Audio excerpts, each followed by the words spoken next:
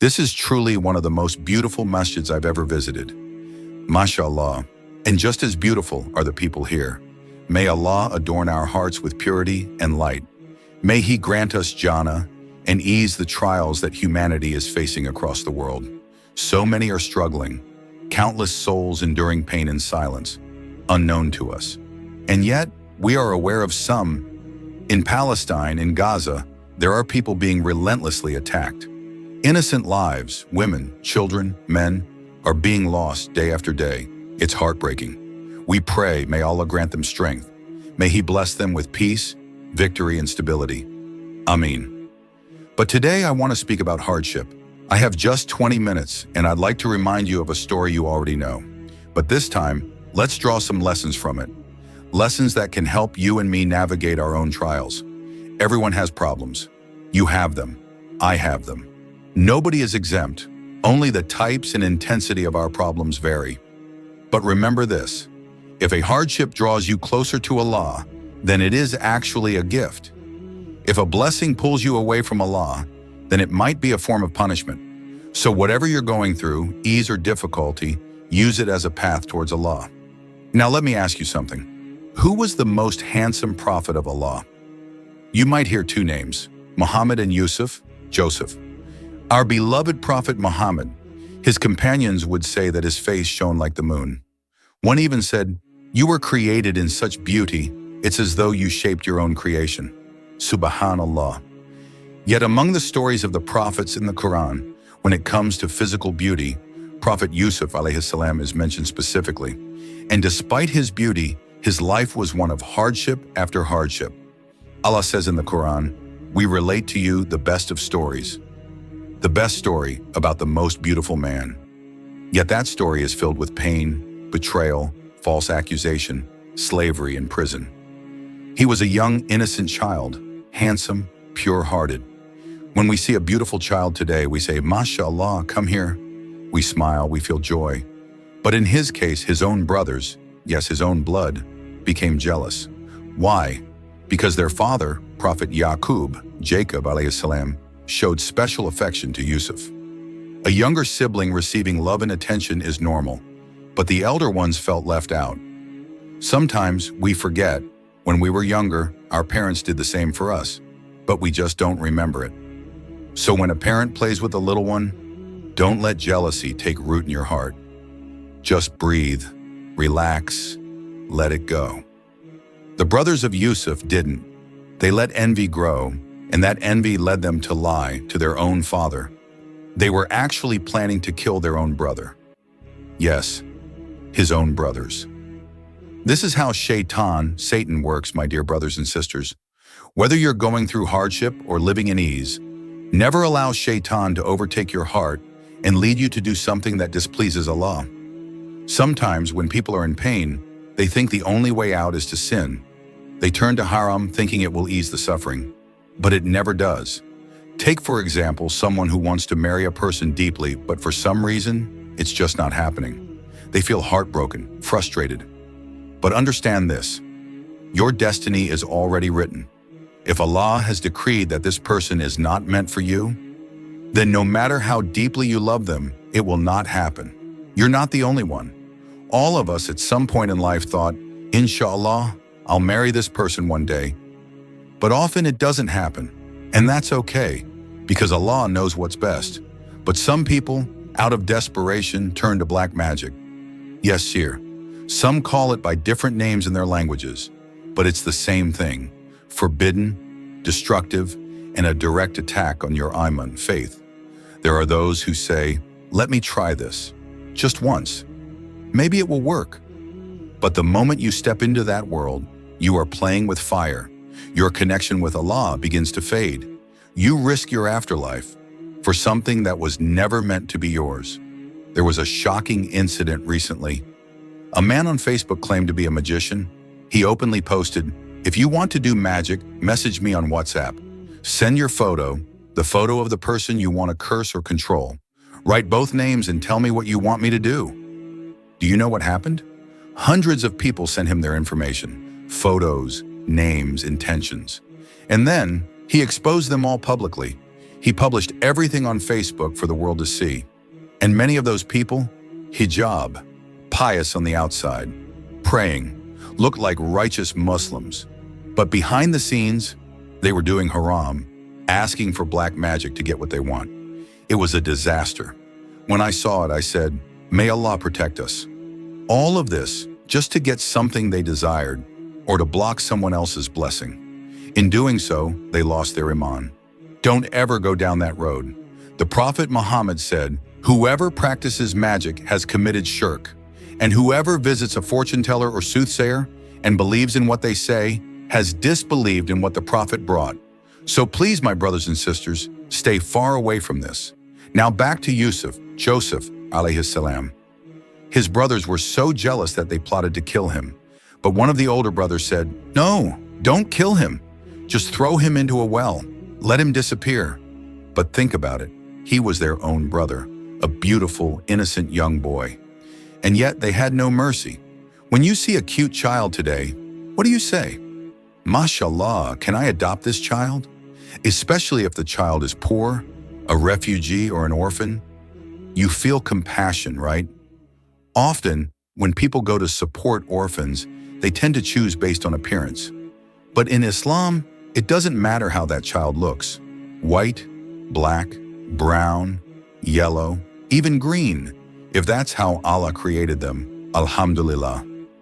Every child is a creation of Allah, and every orphan is sacred, regardless of their face or form.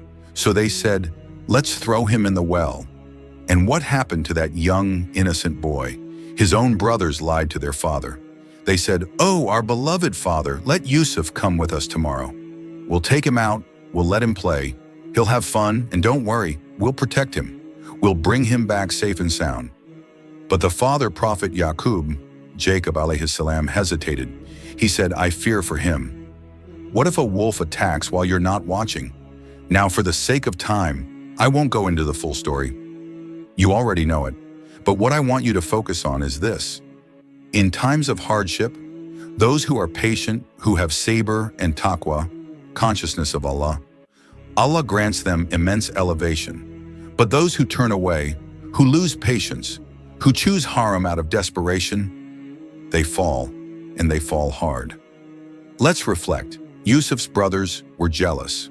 They didn't want him to rise above them. But because of their very plot, Allah raised Yusuf far above them.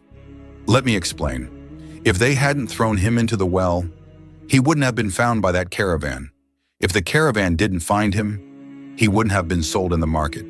If he wasn't sold in the market, the Aziz of Egypt wouldn't have bought him. If he wasn't in Aziz's house, the trial with the Aziz's wife wouldn't have happened. If that trial hadn't happened, he wouldn't have been imprisoned. If he wasn't in prison, he wouldn't have met the two prisoners with the dreams.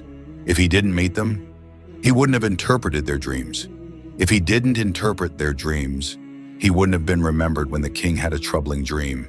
If the king hadn't called for him, Yusuf wouldn't have interpreted that royal dream. And if he hadn't interpreted the king's dream, he wouldn't have been placed in charge of the entire granary of Egypt. And if he wasn't placed in that high position, his brothers never would have come years later begging him for food. Subhanallah. Those who tried to bury him, Allah elevated him, step by step, through every test. Not in one move, but in 10 divine steps. Allah raised Yusuf above those who plotted his downfall. What's the lesson here? If someone is plotting against you, if life seems unfair, if you're being pulled down, pushed aside, lied about, hold on to sabr, patience. Hold on to taqwa, God consciousness, because Allah has not forgotten you. Indeed, Allah never lets the reward of the righteous go to waste. Surah Yusuf 1290. If someone is planning your downfall, don't panic. If they whisper behind your back, stay firm. If they strike at your dignity, stay clean. If they try to break your spirit, stay connected to Allah. Keep doing good, keep praying, keep trusting. Taqwa, sabr, tawakkul.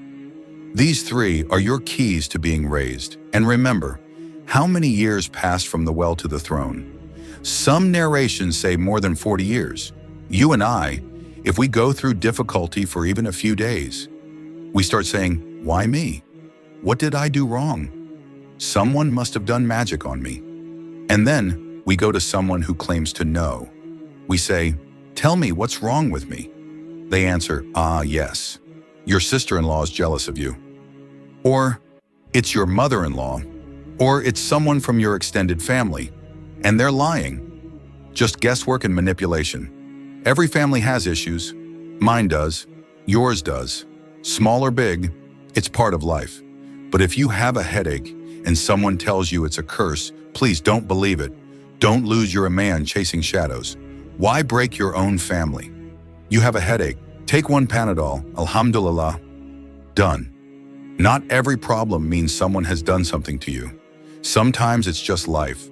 Sometimes you need a doctor, not a conspiracy. Sometimes you need to check your connection with Allah, not blame your sister-in-law or your neighbor or some shadow from your past. Because I promise you, Allah will never waste the reward of those who do good. Look at the story of Yusuf, upon him be peace.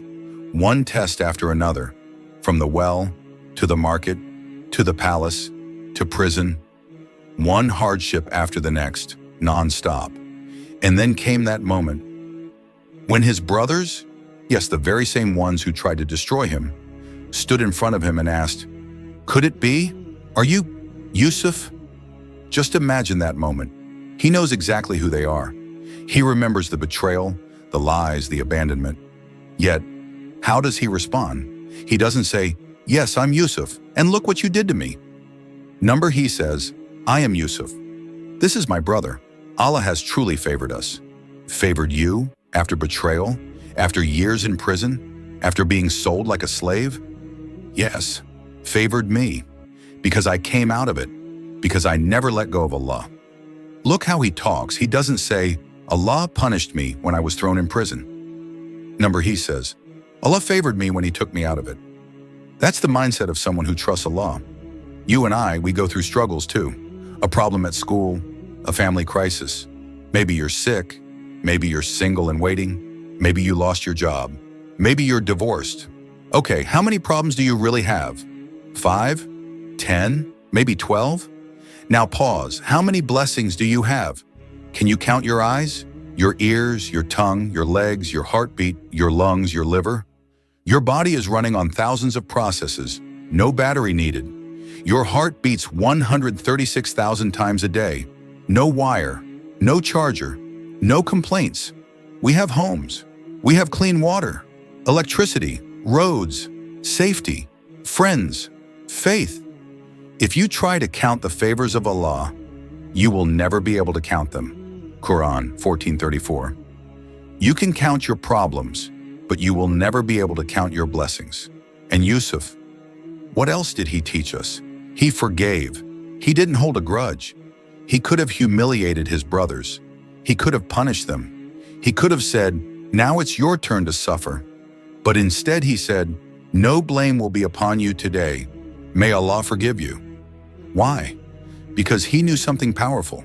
Me getting closer to Allah has nothing to do with you going down. I don't need to crush others to rise. My elevation comes from Allah, not from stepping on someone else's dignity. Closing shot idea for visual storytelling. Show a soft light coming through a prison window, then dissolve to a throne room, then cut to a man embracing his brothers, his tears holding no hatred. Soft, hopeful background music begins. Narrator's speaker. To go up, we can all go up together, no problem. If I want to go to Jannah, do I need to say, oh Allah, give me Jannah but don't give it to them? Jannah is vast beyond imagination. So big, so spacious. We have a problem nowadays. Different groups of Muslims arguing, we're going to Jannah, and others say they're going to Jahannam. I spoke with someone recently. He said, everyone's going to Jannah. I smiled and said, well, your Jannah will be very empty then, just you and a few others. Jannah is that big. You'll be there. I'll be there. We'll all be there. May Allah grant us all Jannah. Ameen. Yusuf alayhi salam told his brothers, no retribution against you. I will not harm you. No revenge. He said, today you are forgiven, because Allah is the most forgiving, the most merciful. If you hold grudges, you will become bitter. Your back aches, your heart sickens with hate. Learn to forgive. Forgive. Forgive. In my life, I forgive everyone. Online, you'll find supporters and critics. Some don't know you, don't know your heart or your story. That's okay. My friend, I will go to Jannah with you. Let's go together. In this life, we may disagree, but in the hereafter, inshallah, we'll meet in Jannah. Have a good heart. Let me share the final example. When the Prophet Muhammad entered Makkah during the victory, the people there had oppressed Muslims for years. Killed, stolen, tortured. They expected punishment. The Prophet asked them, "What do you think I will do to you today?" They were silent, knowing what they had done. He said, "You all are free, no retribution." Just like Yusuf alayhi salam told his brothers, "Today you are forgiven." We must learn to move forward. May Allah strengthen us. May He teach us patience through hardship. Read the stories of the prophets. They inspire us to endure and trust. Remember, indeed with hardship, there is ease. Indeed with hardship, there is ease. With every hardship, there are 2 points of ease. And just as Allah causes the sun to rise after the darkest night, when you are in darkness, be patient. The sun will rise.